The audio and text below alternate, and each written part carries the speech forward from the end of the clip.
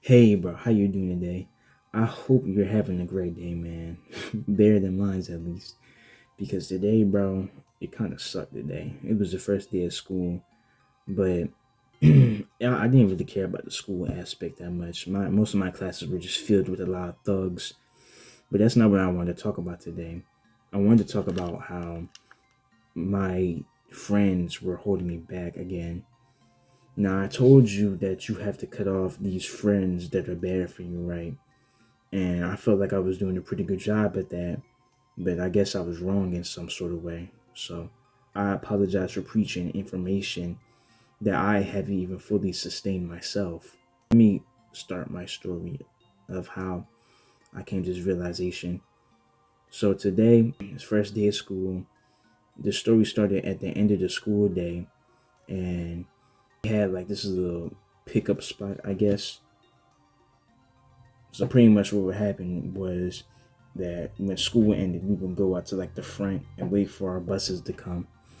And there was a lot of people there, so it was that this little pickup area was very full.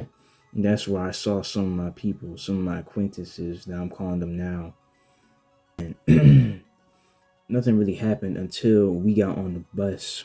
And that's where everything really started going downhill.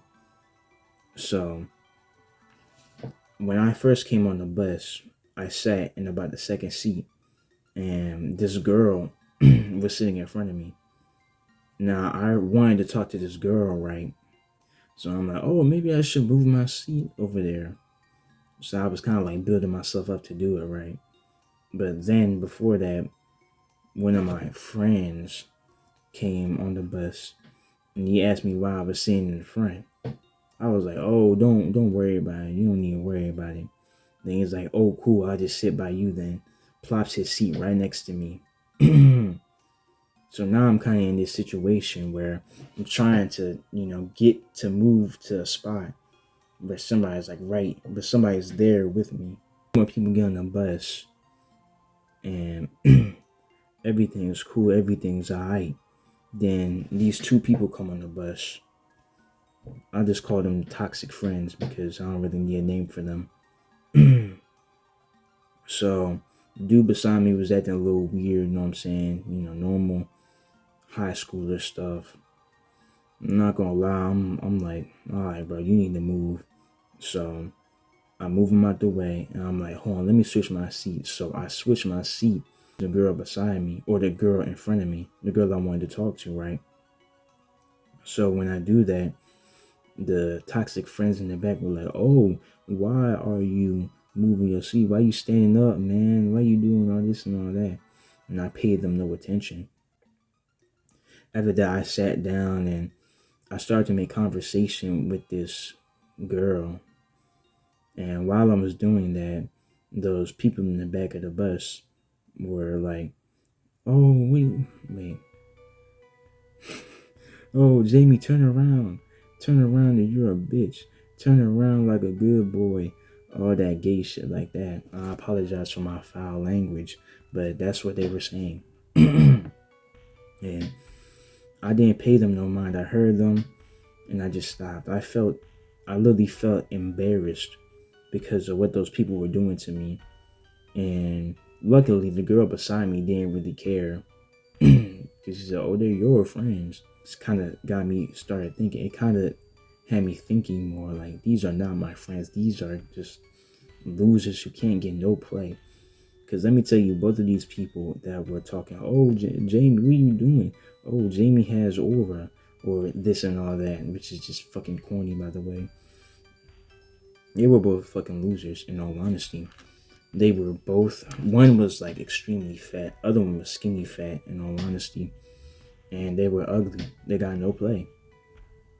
So they were trying, when they saw me succeeding and doing better than them, they tried to bring me down to their level. They tried to embarrass me. I don't know if it was for their amusement. I don't know, because they got jealous because I was talking to a female for some reason. It was just extremely unpleasant. But I'm so glad that the girl I was talking to didn't care about them, and she didn't pay them attention. It was even worse when the dude behind me, from the seat I moved, he kept on tapping me on my shoulder, and I looked once, and I'm like, yeah. Then he's like, good boy, good little bitch. And the dude in the back's just saying the same thing too, and I'm like, all right, bro, whatever.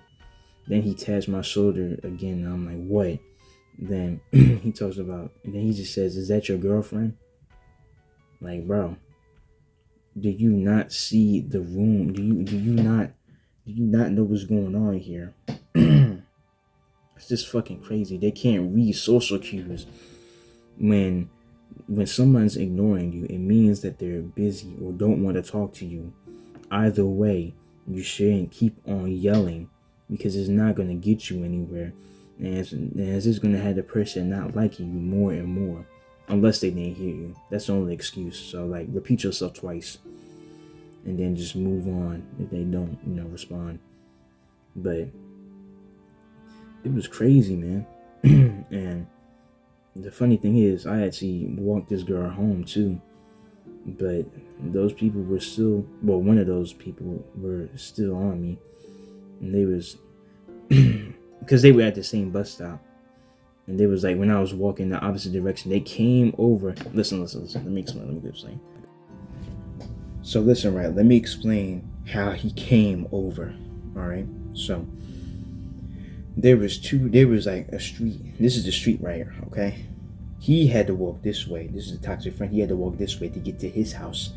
And me and this girl had to walk over this way to get to her house, right? So this toxic friend, he came over and said, wow, Jamie, I see how it is. No, you don't. I feel like that's the definition of a man-child, because he was older than me, by the way. And he was still doing this. And it's not, and I don't want to hear nobody saying, oh, Jamie, you know the cold bros before hoes. But these were not my bros. Let's get it straight. Let's be honest here. Bros do not sabotage the chance that they have with a woman by just yelling, Jamie, you's a bitch, this and all that. Like, I'm so glad I didn't lose it, because I felt like I was getting so mad. I was getting embarrassed. I was getting mad. I was getting all that. It was so frustrating. And it's hard to talk about now, because I trusted those people. I believed in those people, but they lost all my trust. Or I didn't, or at the time, I don't trust those people now. Of course, this was before this incident that happened, but it's still sad to see that they're still trying to bring me down to their level, even though they know that I'm doing better than them. It's fucked. This is my example of what I'm trying to say. People will always try and bring you down, no matter the situation. If they see you doing something good, something better, or you're doing something better in your life, and they're like, oh, this nigga think he him now. He think he nonchalant, all this and all that. Whatever. They feel jealous in some way. But you're trying to improve yourself, they'll try to bring you down. And it's just fucking sad to see. When you start being more quiet with them and be like, oh, you became so nonchalant. And then like you go back to your old ways. It's like they try to put you in this position where you're still the same person you are. You'll never change. You'll never grow or anything like that. You won't succeed if you are with these people who will try to hold you down. Friends should want success from their other friends. They want success. Friends should be rooting for you, not trying to hate on you, not trying to get you to be homeless. No offense to the girl watching, because she's not a hoe, of course, but you know what I mean. Alright, that's about all I wanted to say for this video, and I'll catch you in the next one. I don't know how long it's gonna be, but hey, I hope it's soon.